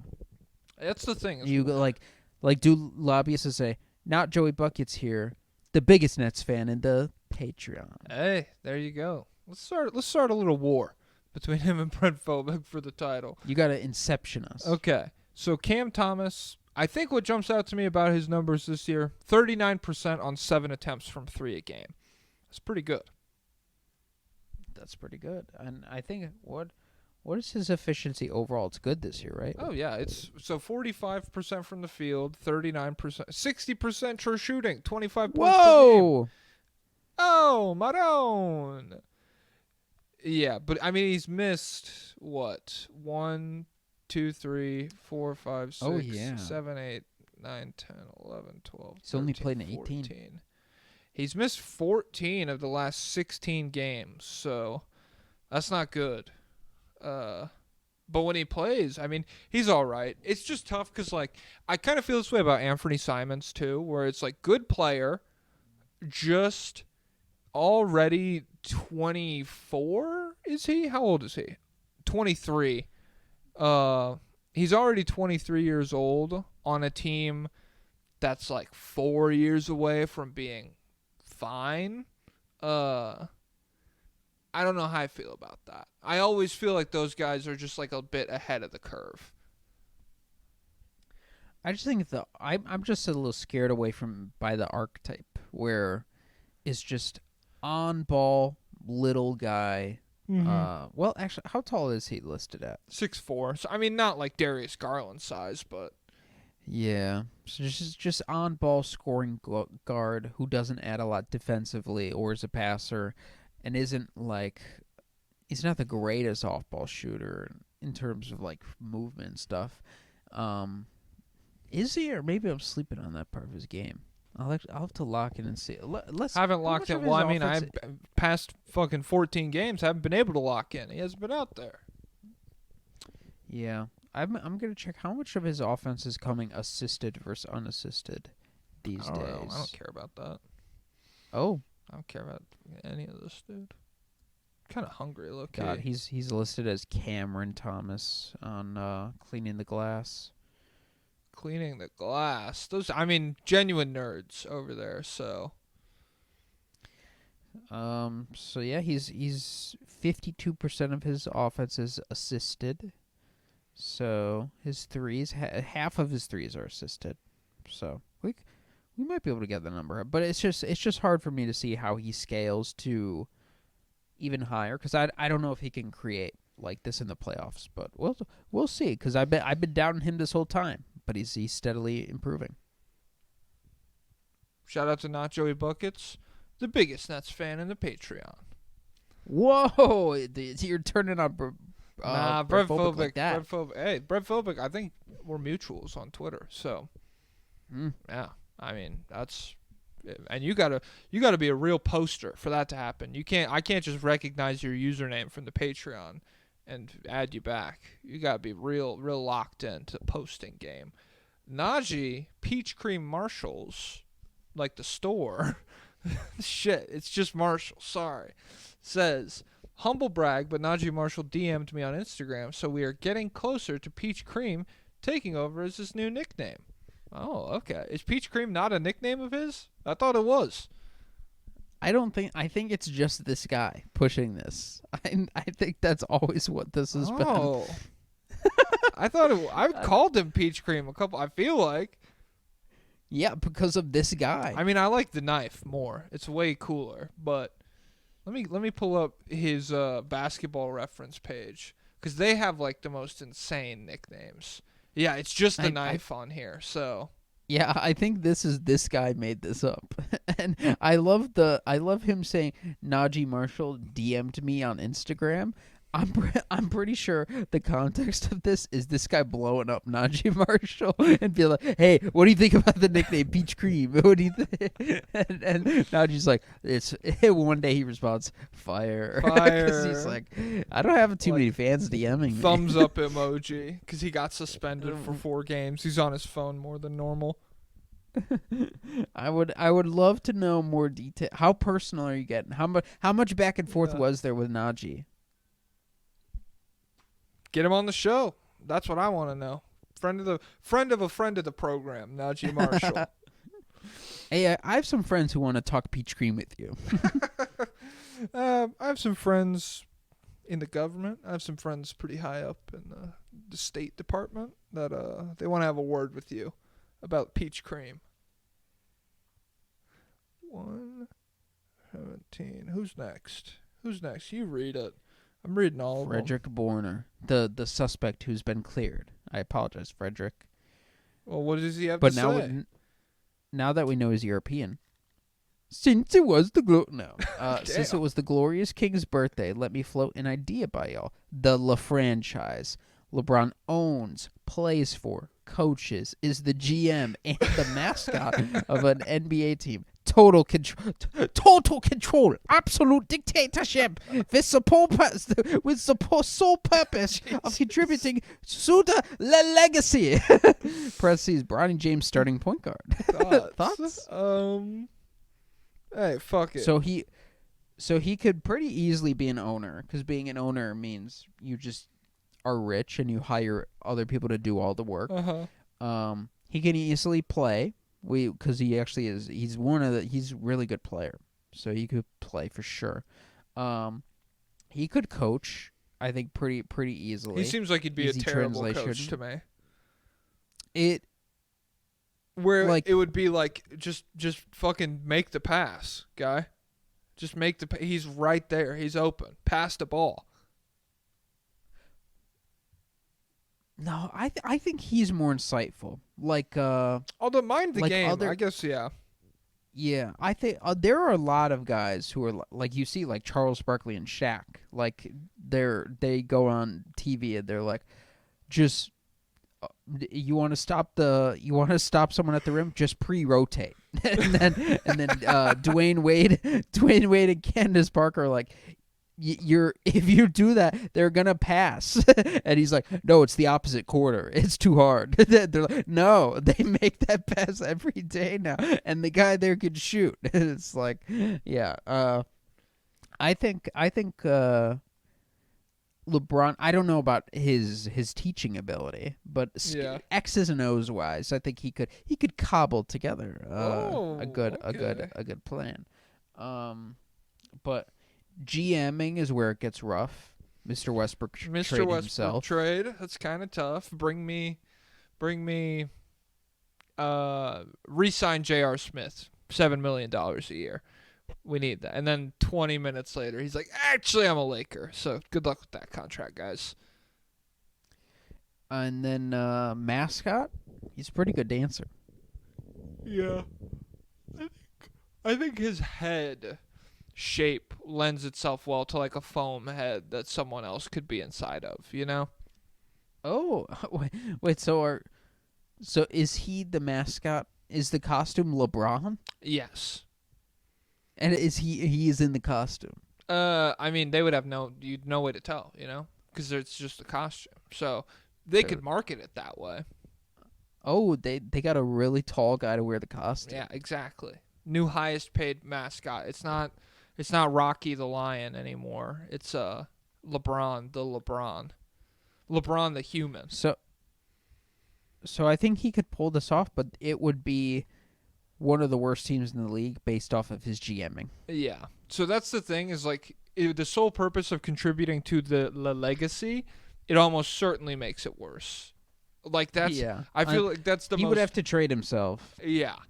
That's the most valid, or one of the most valid critiques that like Jordan fans have is like, I'm saying he handpicked the team. He decided everyone that was going to be there. Okay, not to that extent, but anyone who acts like major moves were happening on any of LeBron's teams, especially post first Cavs stint. I could see arguments that like he didn't have the sway back then, but like Miami forward, nobody was like making moves without consulting LeBron. So, yeah, his GMing skills are not quite what you would expect them to, or what you would want from them. So, yeah. Joe Anella, you want to go there? Pablo, how did you feel having to see LeBron glaze all over social media for his glorious 40th birthday? It must be a lonely life denying the chosen one's greatness in the year of our King 2025. Is there a point where you'll eventually give in to the insurmountable aura of the kid from Akron? No. I'm just from a different time. It's like I remember when the king was still a warrior and was pillaging the civilians, cutting off heads, taking their goats, and stuff like that. Now he's become the king. Now he's given everyone's. He's like, I'm from God, and everyone believes it. Mm-hmm. But I'm just there from back in the day. I'm like, I'm the hermit. I live in the cave, and a great hero one day will visit me and say, well, how do I defeat him? I'll say, I don't know.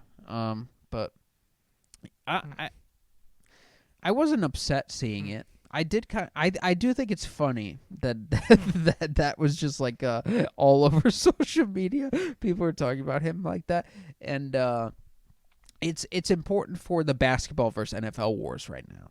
So that we have a guy that famous. So that's weird that you. Okay, you remember? Yeah, I'm 2005, so. Everything like LeBron's been there my whole life, and so I thought you were too. But you remember before LeBron was king. Those timelines don't add up. So I just don't know what to think about that. I mean, I was 6, and I was the same height as JJ Barea when he shut him down. I was watching it thinking I could do that. Low key, being 6 or 7 years old during the 2011 finals might be like. That probably created like a very small contingent of like LeBron can't be the GOAT guys, where they were like, we're watching it with their Jordan truther dad, and they were like, oh, I love my dad. I just like, this is the best. I'm having so much fun. And like LeBron gets fouled by JJ Barea, and their dad like wakes up the entire house. Yeah, he's fucking soft, baby. Let's go. And they're like, yeah, woo, fuck LeBron. And to this day, they're like still on that train. If LeBron wants to win me over, start a Goodreads account, or what's the other one? There's I have no another idea. website, something with an S. Evil REIDS. Start an account, track your books, be pop quizzed on them. Let's prove that you're not a liar. Yeah. Okay. LeBron doesn't have to do anything to convince me. I'm not stuck on that fucking old bald loser. Jeez. I have to go play baseball. Guys, hold on. I have to go play baseball. Guys, hold.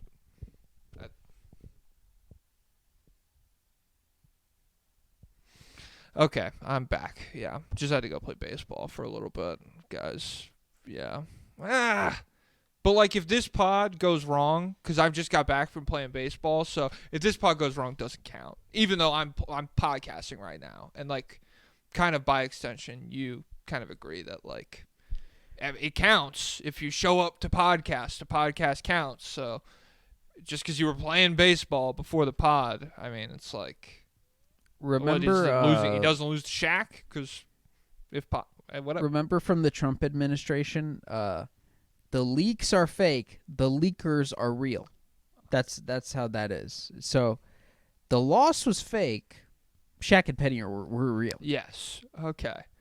That is funny how that works. Where it's like that's like the crowning achievement of the Shaq Penny magic. Is like, holy fuck, they beat Jordan to go to the finals, and it was just Hakeem was there. But then Mike Jordan barely played. Number 45? Are you serious? That's a loser. That's not 23. Yeah, that ain't 23, baby. All right. Let me fucking I have zombies. Pretty cool nickname. Or just name, I guess. I don't know if it's a nickname. I have zombies. Help! Wemby and the Spurs are in desperate need of a backup center. Charles Bassey erasure? Most cases, as soon as Wemby is off the court, they're getting fried on defense. Who are some potential trade candidates that will keep things afloat during Wemby downtime? P.S. I forgive Pablo for fucking up the upload. Thank you, Mr. Zombies. I don't think you need to make a move, honestly. I mean, yeah, me neither. I'm very ride this year out. Like, people are like, well, you never know when you're gonna have chances to contend. You don't have a chance to contend right now. Wemby's just good. There's not a series of moves that you're gonna make before February where it's like we'll come out in March and be like, holy fuck, the Spurs are for real. It'll just be. Well, what if we got a second Wemby? Oh, okay. Is it invest in cloning? Yeah, but like, does the clone come out like knowing all the stuff Wemby knows about how to move his body and how to play basketball, or is this like a baby? Yeah.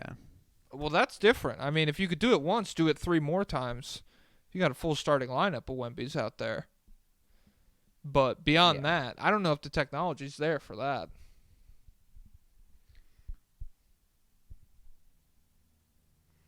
Do you have anything to say? Jeez, fucking dead. I mean, podcast people, I'm sorry. This motherfucker. Why is your room flashing like that? I think it's just the lights going in and out. Oh, no, it's the TV. I got the Ohio State versus Oregon game on in front of me. Who are you going for?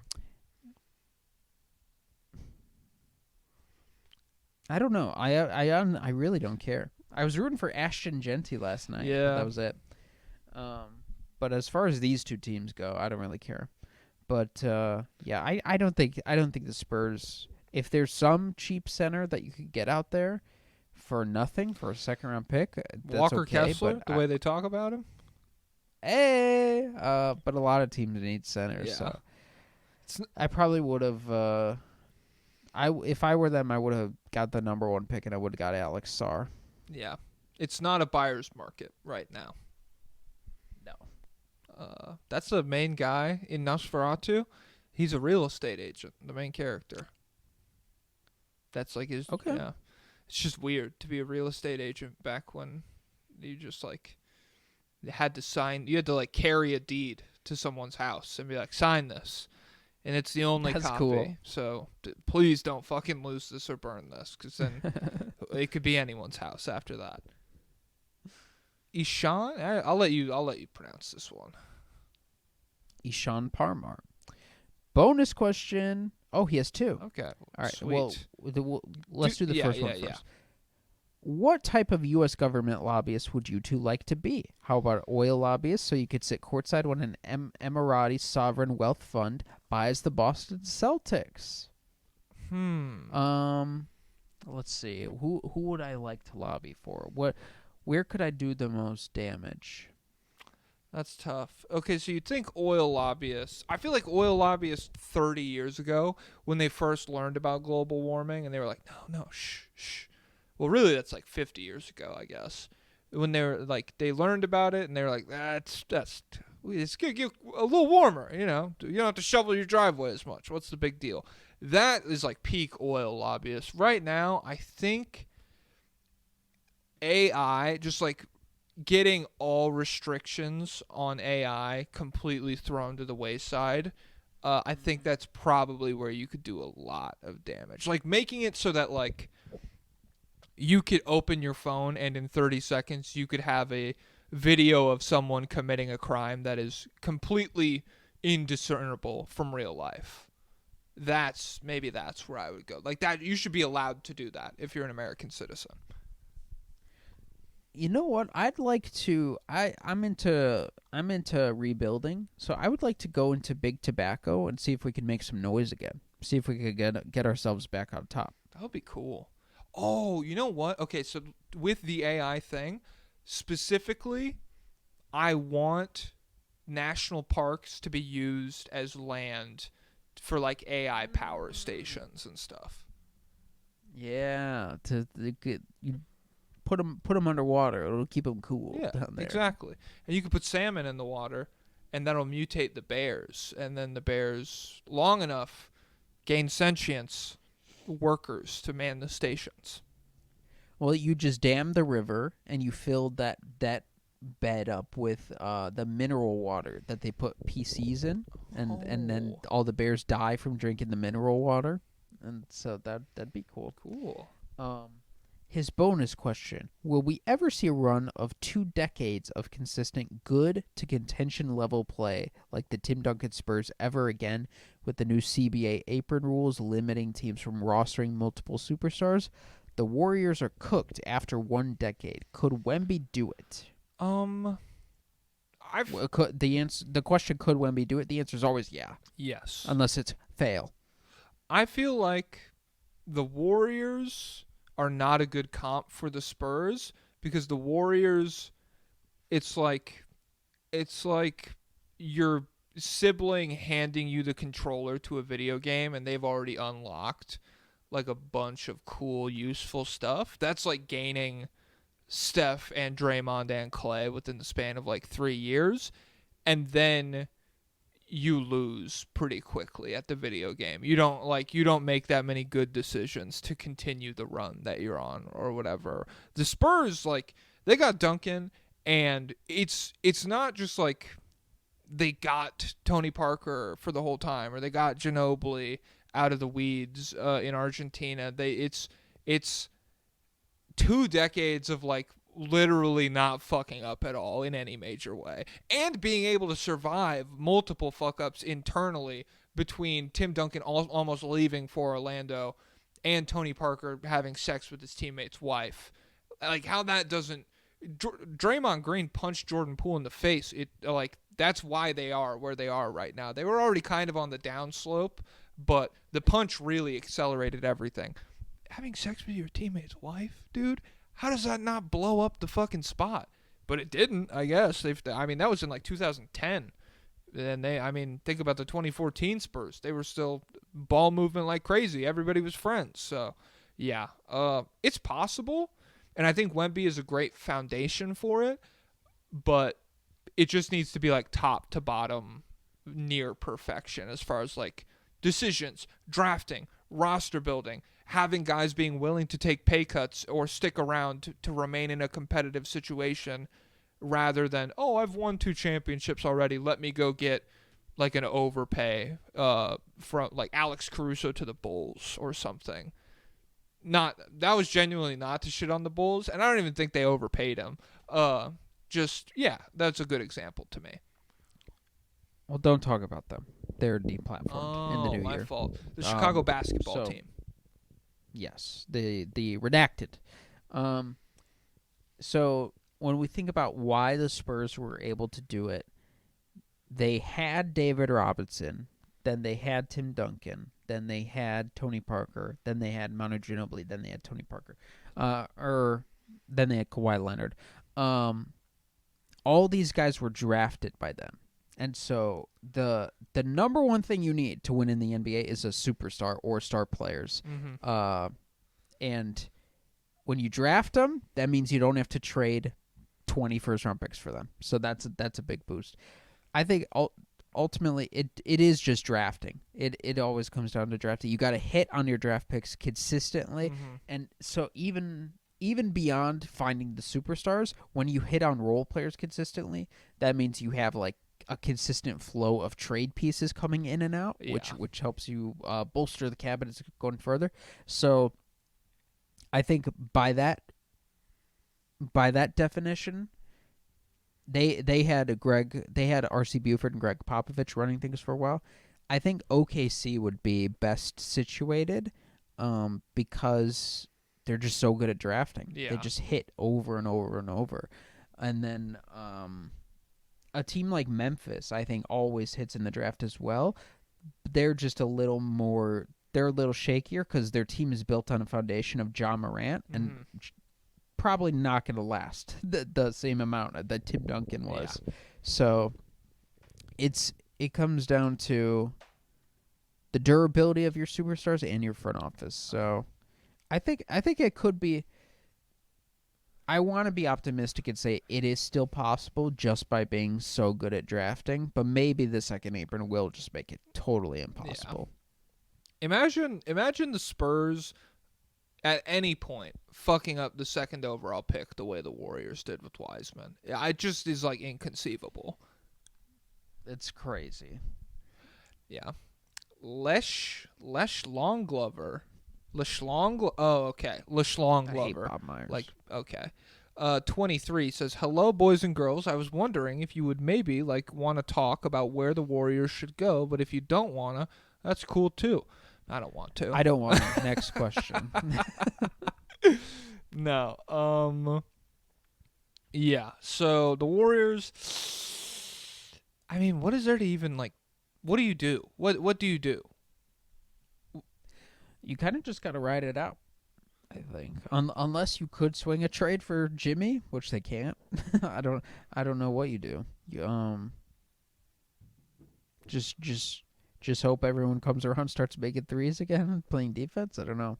Yeah, it's pretty dire because it's like, okay, what do you?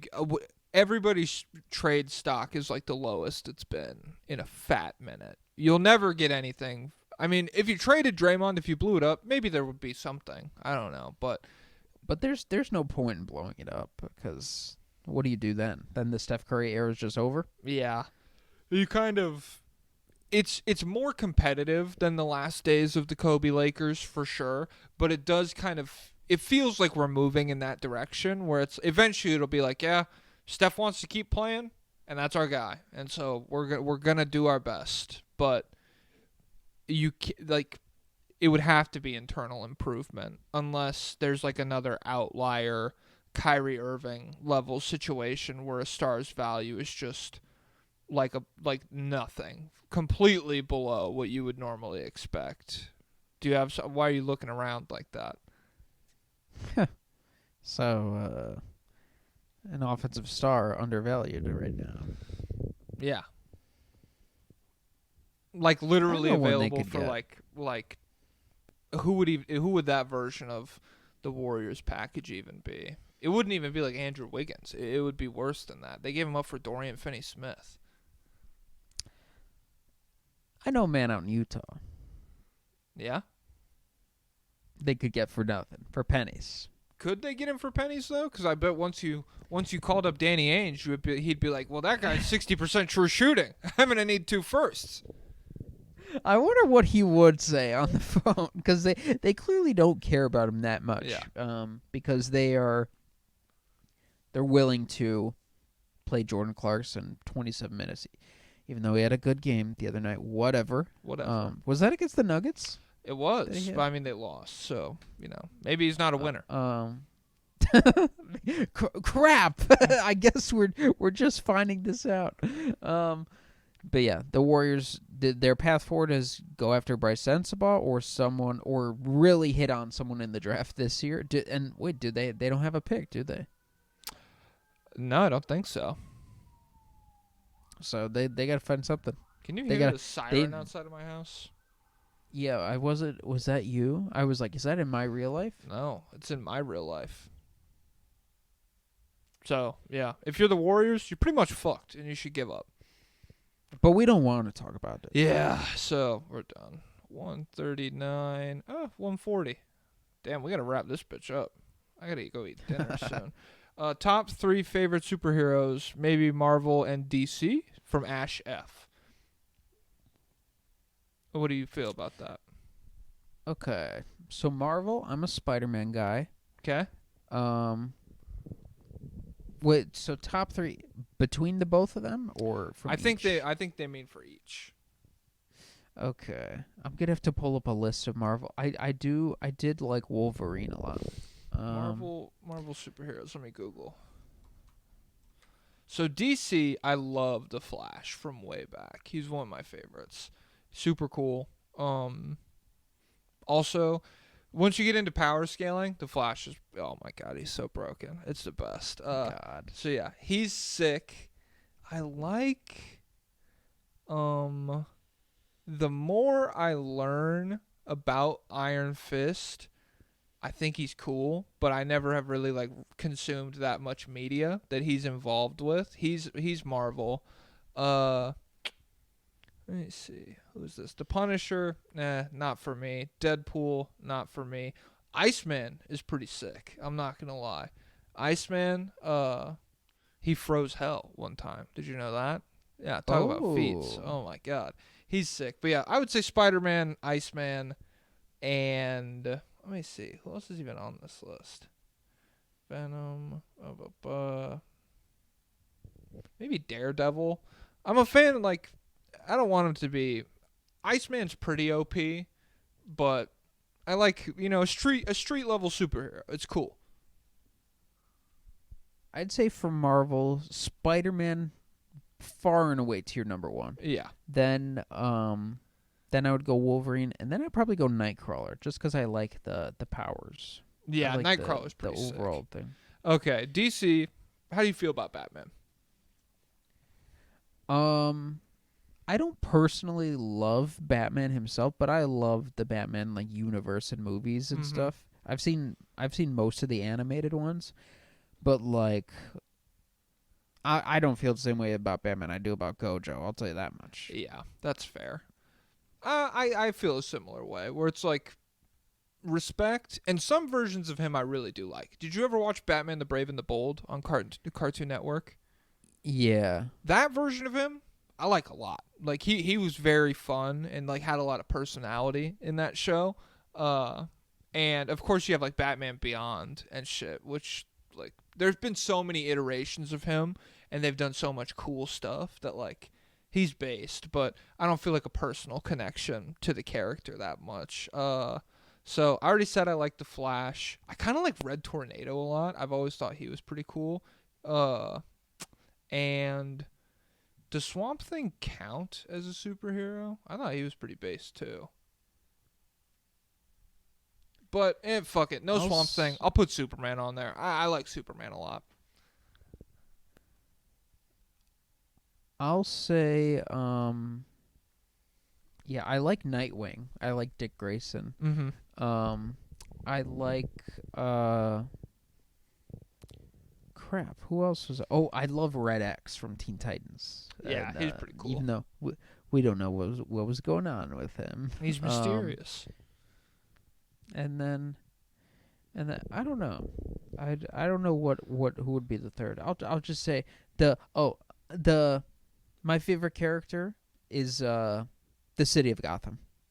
Oh, damn, that's a good one. My favorite character is, who's someone that just, like, barely jumped in. Dr. Manhattan from the Watchmen stuff. He's in DC technically. Is he the guy, the like main guy? He's the blue guy from Watchmen. Yeah. I don't like the experiencing time at the same time all the time. Well, that's because you're not him, you know. But I am in a different no. So do you see this at the same time that we were having that conversation? Yo! Hey, yo. All right. Timestamp it. Timestamp it. Let's keep it pushing. Carter Long, you've talked about how the Rockets could look to internally improve to get over the hump. What could this look like, and what do you think is the most likely, or who do you think is most likely to step up? All right, let's do one player each because we're pushing on fucking hour 45. I think this would take just rapid fire. This would take Sengun to superstardom. This would take Amen Thompson to all offensive stardom, or this would take Reed Shepherd to stardom. If any of those guys were to reach all-star level in those respective categories, then we're cooking with gas. I think the most likely to step up is Amen Thompson. It just makes the most sense to me, especially as him and Sengun play more together. Like, the longer they play together, the better it'll be for Houston, just because Thompson is such a smart off-ball mover. And I don't think Sengun is quite, like, obviously he's not a Jokic-level passer, but I think the longer he stays in the league, the more he'll be able to find Thompson as, like, a lob threat and shit, which will make his life a lot easier offensively, and it'll make Thompson a better scorer. But yeah, I think Thompson, really, you're looking at, like, elite transition player already, and just, like, the more looks he gets there, it'll be better. I think his shot will become survivable at some point. He's already pretty damn confident taking them, and he's had some really cool mid-range hits as well from what I've watched. So, yeah, I think Thompson's the most likely. And then Reed Shepherd, if it happens, it happens. But I'm not holding my breath on anybody else becoming, like, all-star level. I just think they have a lot of guys that you'll tune in, and they'll have, like, 4 guys any given night you could get 20 points from. Also, sneaky Tari Eason, offensive potential. Yeah. Watch out. Watch out. All right. Timestamp, get out of my face. Henry Blythe, 2 questions for... God damn it. 2 questions for Pablo. Could the Grinch stop 9/11? 2, thoughts on the LeBron reference in That's So True? Oh, she does. Yeah. So she says... This is literally my life. Yeah, that smiling through it all, that's my life. That is funny. Of course, my queen Gracie Abrams, she has NBA humor built, so she would probably like the podcast if she tuned in. Her and Audrey. So guys, DM Gracie Abrams and Audrey, and we'll have them on the podcast, and we'll do a debate style show where we pwn them with our superior knowledge of the NBA. Cool. Nice. The free marketplace of ideas. Could the Grinch stop 9/11? No, because he doesn't have any outstanding physical abilities, and it would take. He would have to come into some intel, and then why would he want to stop it? Yeah. Is post heart growth. So, even then, like he the only reason he was able to steal. It's not Whoville, right? The only reason he was able to steal Christmas is because he lived on a mountain directly above Whoville for like 30 years. Yeah, so I don't think it translates. Yeah. Get him out of my face. 148-20. TPOLL 2v2 pickup basketball game between you guys and Nerd Sesh. Who wins? How big is Carson? He's pretty big, but I'd say I got 20 pounds on him. You think you could guard him still with the ACL? No, probably not. How big is Logan? Small guy, but probably bigger than you. How tall are you? Yeah, give me genuine height and weight. 5'9" in shoes. I don't think. I would have to see him play, but I'm a genuinely terrible defender, so I think it would be tough. Really, the matchup would be decided between you two, I would guess. Yeah. I don't know. And it depends if I'm hitting my shots. I have faith in you. I'm a guy who empowers my teammates. So, like, if you miss a couple, it's all right. We'll get it back. Yeah, so I would be conservative. I would say they would win. Yeah, we'll give it to them. You know, it's like, who cares? You know, in a battle of wits, though.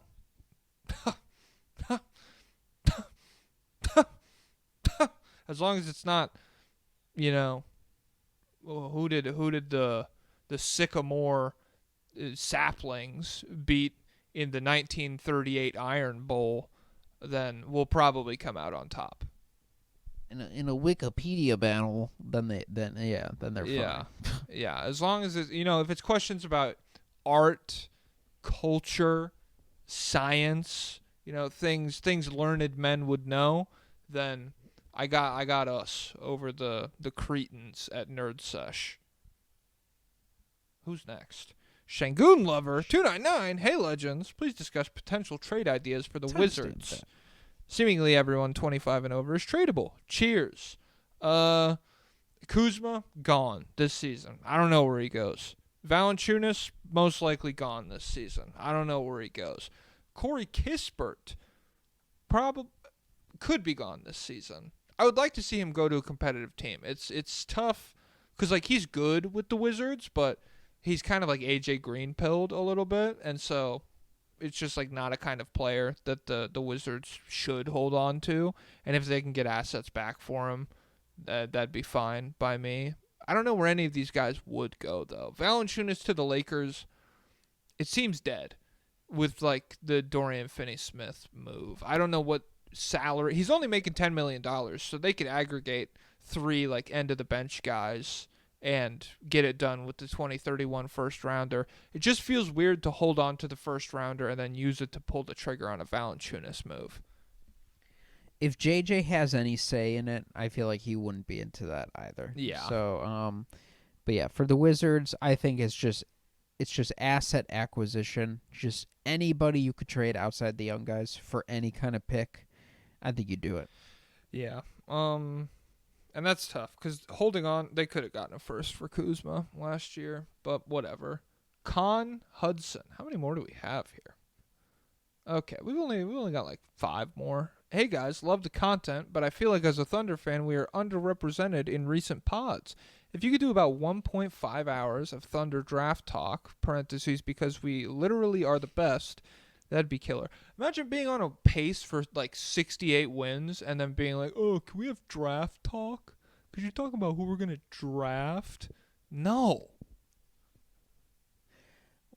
So back to the free throw issue with them. I think one of the dynamics we didn't explore.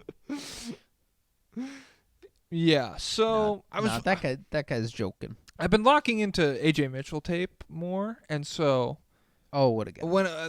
Great slasher. It's just not there yet in terms of drawing contact. He goes around too much. You're a stocky guy, AJ. Take the bump. He's ethical. Oh, sorry, he's trying to score. So, hey, you can score at the line, baby. Sorry, he's not playing your politics game. All right. Do you got any Thunder thoughts?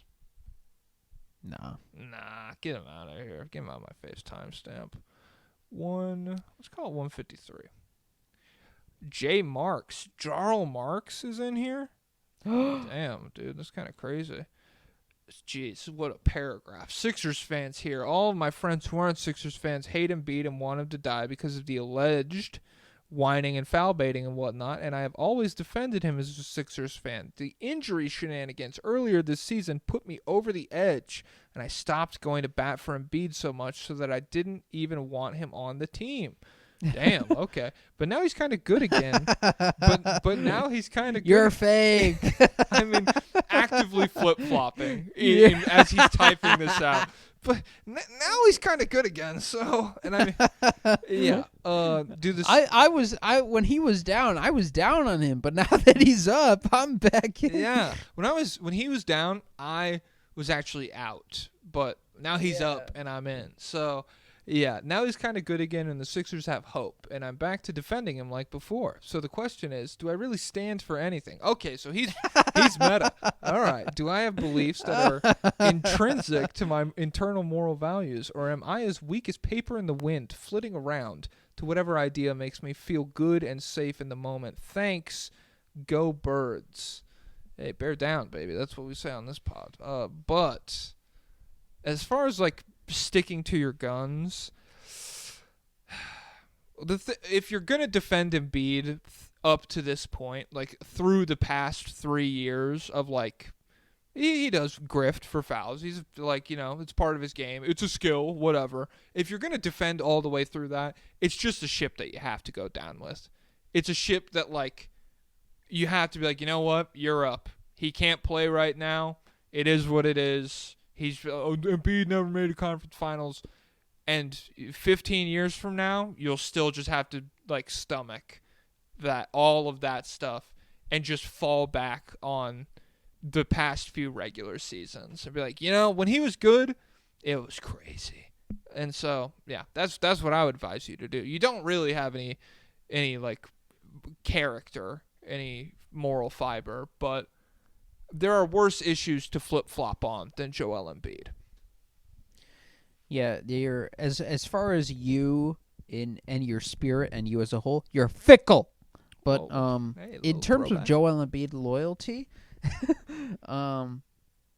don't pull out now, because as someone who hasn't, please grow up. Yeah, you don't want him to pull out. Yo, oh my God.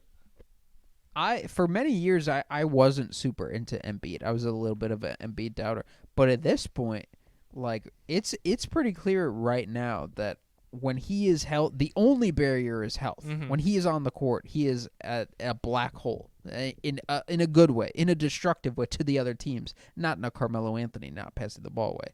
He is a one-man unique destructive wrecking force, one of the best offensive players ever, and a great defensive player too. Mm-hmm. So it's just a matter of health. So I would just right now I'd say don't let us get healthy. Yeah. Don't see what happens when you don't catch my boy with a straight elbow in practice, Mm-hmm. and when he doesn't fall over in the preseason or in the pregame shoot around. Just wait. Yeah. The good thing, as far as like narrative pushing goes, the health stuff does insulate you from a lot of like criticism. Like you can just pivot with, if he was good, if he was healthy, this would be so different, dude. Literally everything you can combat with that if you stick to it hard enough. So, yeah, I don't know. If you're that, yeah, I fucking tell that to your friends and tell them State of the League said, shut up. Next person. Sucka with an A. De'Aaron Fox Mulder, one of the great names of all time. What are we at? Hour 57. Well, Good wait, Lord. what is it? What is it a reference to? The X-Files. Oh, okay, I never watched. Jillian It's pretty good. Anderson? It's good. It's good. De'Aaron Fox, I think that's who plays. I don't know actors. I know David Duchovny. Gillian Anderson is the X-Files? Yes, you're right, my producer. She's seen the X-Files. Hey guys, I haven't watched nearly any basketball games this year, and instead decided to focus on my mental health. But I'm looking to jump back headfirst to some Kings basketball. That said, do you think Mike Brown can get his third Coach of the Year this year? Seriously though. Dude, what a jokester. Oh my God. Seriously though. So serious. Just serious now. Seriously. Realistically, what's the best case scenario return for Fox? I don't know. I don't know how he's viewed around the league. I feel like his stock is higher than Trae Young's in terms of what teams would give up. Oh, yeah. Which, I don't know how I feel about that, but, like, Fox, yeah, there's pretty much no blame on Fox for where the Kings currently are. And I'm not saying he deserves, it's like his fault or anything. I'm just saying Trae, like if we're doing the Trae comparison thing, he would not survive something like this happening. He'd be the worst player in the league. He'd be terrible. And so I think a fair return. Fred VanVleet, Reed Shepard, Cam Whitmore, 2 first-rounders is a package I've seen thrown around a little bit. I think that's something you should be happy with if you're a Kings fan. Or like that level of return. I've also seen Stephon Castle and 3 firsts and some other stuff. I wouldn't do that if I was the Spurs, but if you're a Kings fan, that's about the return you could expect. It's not going to be like a Rudy Gobert level, Mikal Bridges level return. It's just going to be pretty good, I think. Trade for Zion. Why not? Why not? Hashtag why not? Hashtag now I do what I want. That would be interesting. Just in terms of like, hey, now we have a guy similar to Joel Embiid. When he's healthy, he's unstoppable. Mm-hmm. Will he ever be healthy? Maybe it'd go worse though. But yeah, honestly, I don't know what best case scenario is. I'm gonna have to do some fanspo searching to really get an idea for what teams can actually even match the salaries with realistically. So yeah, I'll see. I'll get back to you. You're in the mud, Mr. Fox Mulder. Chris D says, 2 hours in, I've been developing a gamma radiation super serum for my personal vigilante work, but as a side project, I'm going to use it on a few NBA players. I was thinking J-Dub, Donovan Mitchell, Ja Morant, dudes who are really athletic already and just need a large, almost hulking frame. Who needs it the most, / where in the league would it make the most difference? AJ Mitchell. AJ Mitchell could use it. Ja Morant, I think if Ja Morant got really strong, it wouldn't really fuck with him that much, as long as his touch remains the same. Like, if Ja Morant became so strong that his outside shot was kind of fucked up, but he was, like, huge, like short Giannis, is that better or worse for his game? Wait, if Ja Morant does, say it again. If he's like really strong, but so strong that it fucks up what it is. It's a pretty solid outside shot, right? He's like 35% this season. Oh, I don't know what he's at. But how tall are we getting, or how big are we getting? Let's say he gets to be 6'7".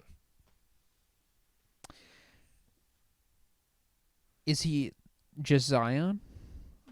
Oh, he's a way better passer than Zion. Even though I like Zion as a passer. Well, chill. Find a different please find a different word, please. Then way better? Then way. You could say better. Please don't say way. Dude, come on. Why? What do you want me to say? Just something less harsh sounding. Come on. He's a much different passer than Zion. Okay. But I was thinking, like, if Amen Thompson put on 100 pounds, is he just Zion? But he doesn't have the touch. Yeah. Does Ja? Maybe. If the touch remains the same, I like Ja's touch around the basket and on floaters and shit. He's 32% from 3. If his hops are the same. He's 32% from 3 this season, by the way. So, yeah, really, there's no downside. If the outside shot gets worse, who cares? You know who really needs it is Halliburton. He needs something. Yeah. That'd be kind of cool. Guy who's Giannis, but he still, like, passes at the free throw line. Like, he doesn't use the physicality at all. Josh Giddey would benefit tremendously from being given any plus physical trait. Heyo. He's pretty fast in transition. Jalen Pickett. Oh, that'd be so sick. That'd be sick. The real backup center. He's 6'7", and he's strong as shit. And you're just running Jalen Pickett post-ups with the bench unit. Peyton Watson would be sick. Yeah, that'd be crazy. That would literally be like short Giannis. All right, so that's our list. Do we have the mic? Steph. Give a little switch up. No, he too much shooting. All right. Last but not least, the fucking GOAT, the Michael Jordan of drunk driving. Hello, brothers. The Warriors' struggles have been in part due to the knee health of one Stephen Curry. Do you think this might actually be due to a late growth spurt? Could adding a few more inches and a growing Kuminga help them out of their slump, or is this a more structural problem that is not even the might of precision German playmaking can fix? God damn, I can't read, dude. I've been staring at my fucking computer too long. Love you guys. Please say it back. We love you too, Michael Jordan of Drunk Driving. I did Michael Jordan. And we're proud of you. And Pablo is going to pick you up from school later. Oh. So if Steph Curry was 6'7" today, does that change things? I mean, maybe. It's probably still not enough, I think. Yeah, like, it's not like his height is the issue, or like his release point on his shots is fucking it up or anything. Yeah, and he's always been an elite finisher. Yeah. So I mean, maybe. Cause I guess it would lower the stress of not having a secondary on-ball creator, because he could just do more, but still. At this point, I'm not holding my breath for Kuminga to take any more leaps, but maybe he will. Yeah, I'm not either. I think it's over. That's what I think. I think it is. I think it is just a problem of you need the depth to step up, and it's just not doing it right now. So I'd say it is a structural problem. But I feel like Mike Dunleavy's fine. So I feel like at least you don't have Bob Myers running the ship. I feel like Podziemski sucks. And on that note, my pizza just got here. Whoa. I mean, Pau Gasol, take it away, I guess. Hey, patreon.com/State of the League if you guys want to be on the next episode of this. And if you want another episode every week, access to a Discord, and a whole bunch of other fun stuff. Pau Gasol, take it away. Lay down a list of what